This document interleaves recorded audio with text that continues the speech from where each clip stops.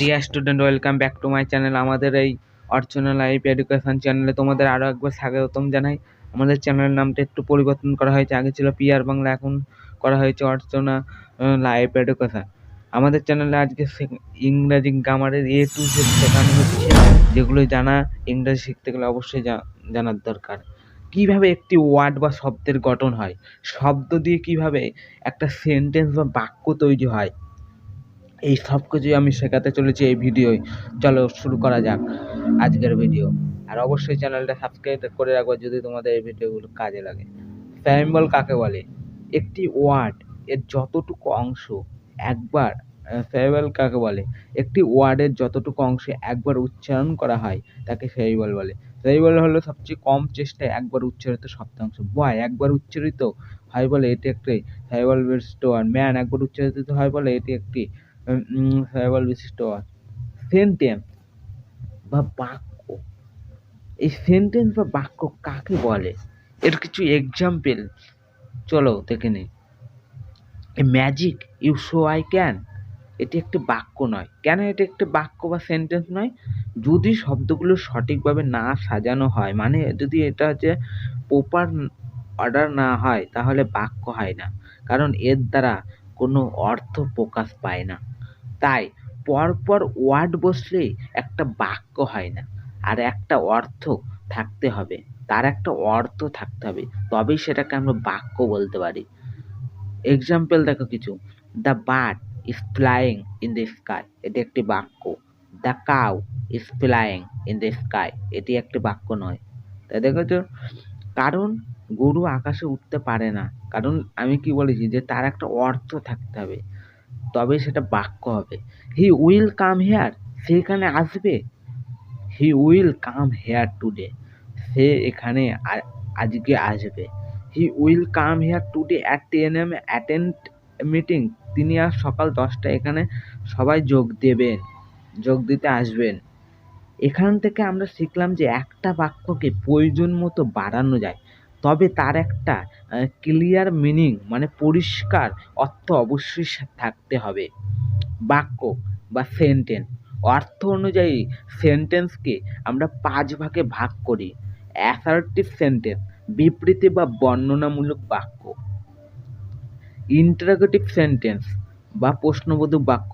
Imperative sentence বা আদেশসূচক বাক্য। Operative sentence ইচ্ছাসূচক বাক্য। এক্সক্লেমেটরি সেন্টেন্স আবেগ বা বিস্ময় সূচক বাক্য।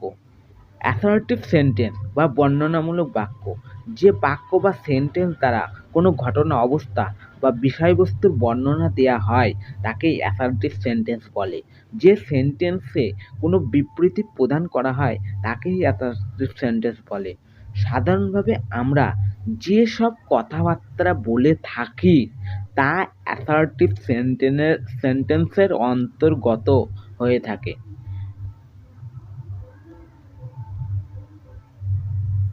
এই অ্যাসার্টিভ সেন্টেন্সের গঠনটা আমরা দেখে নিই। এর গঠন হচ্ছে, প্রথমে সাবজেক্ট বসাতে হয়।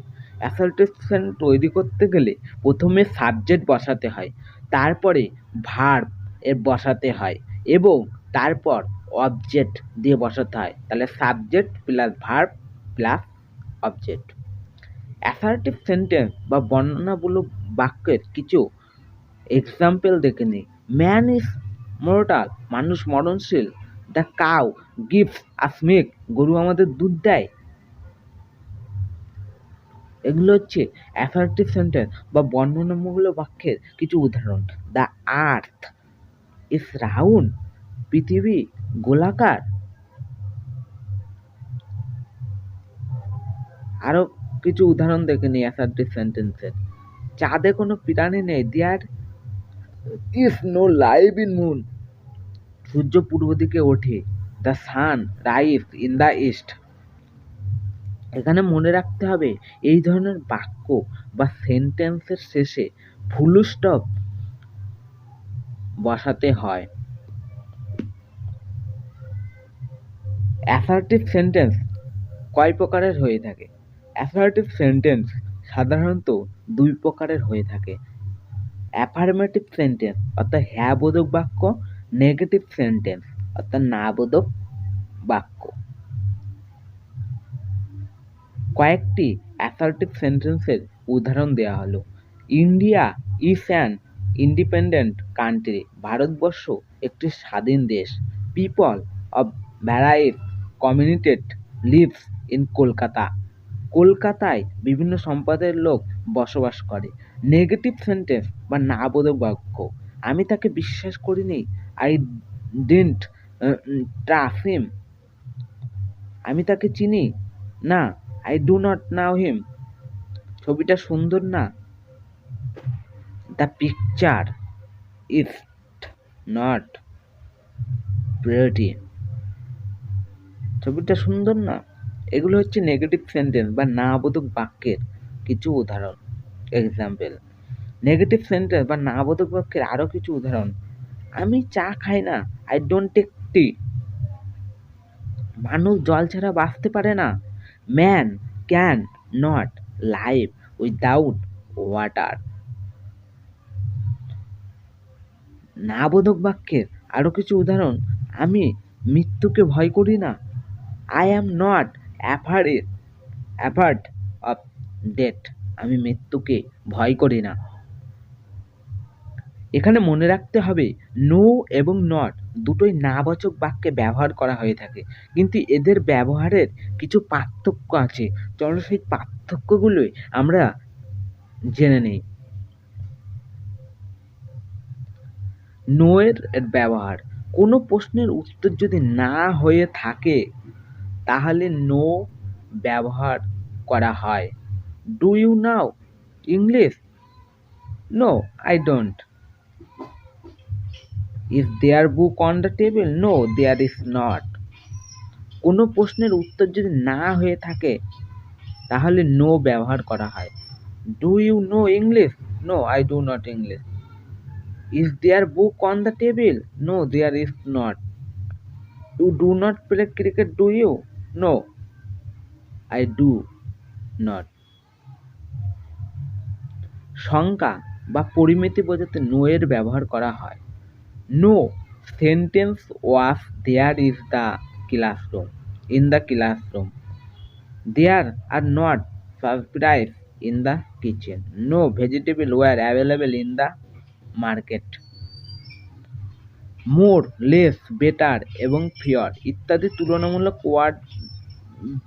ওয়ার্ডের আগে নো বসে। I have no more, no বসে। Well, here no better than shopkeeper, no fewer than 5 people. কতগুলো আইডোমেটিক পার্টসে নো এর ব্যবহার করা হয়, যেমন no one, nobody, no use, no matter, no more than ইত্যাদি। কিছু এক্সাম্পলও দেওয়া আছে। নাউনের আগে যদি আর্টিকেল থাকে তাহলে তার আগে নট বসে। নো বসে না, নট বসে। নাউনের আগে যদি আর্টিকেল থাকে তার আগে নট বসে না, নো বসে। I am not a teacher, Tom is not a lazy, I do not want to go there. Negative করার জন্য ভার্বের আগে নট বসে, নো নয়। নেগেটিভ করার জন্য ভার্বের আগে নট বসে, নো নয়। এক্সাম্পলও দেওয়া আছে, she may not come, I did not work yesterday, I have no time to waste. এর পরবর্তীতে বলা হচ্ছে যে নেগেটিভ সেন্টেন্সে নট শব্দটি am, is, are, was, were, have, had, shall, will, should, would, can, could, may, might এই ভার্বগুলির পরে বসে। আবার অন্য ভার্বের ক্ষেত্রে হেল্পিং ভার্ব হিসাবে ডু, ডাস, ডিড এলে তারপরে নট বসাতে হয়। হি ডাস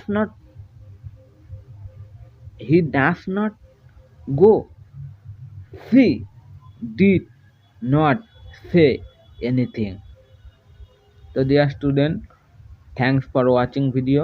এইরকমই নিত্য নতুন ভিডিও পাওয়ার জন্য আমাদের চ্যানেলটাকে অবশ্যই সাবস্ক্রাইব করে রাখবে এবং পাশে থাকা বেল আইকন বাজিয়ে অল নোটিফিকেশন অন করে রাখবে।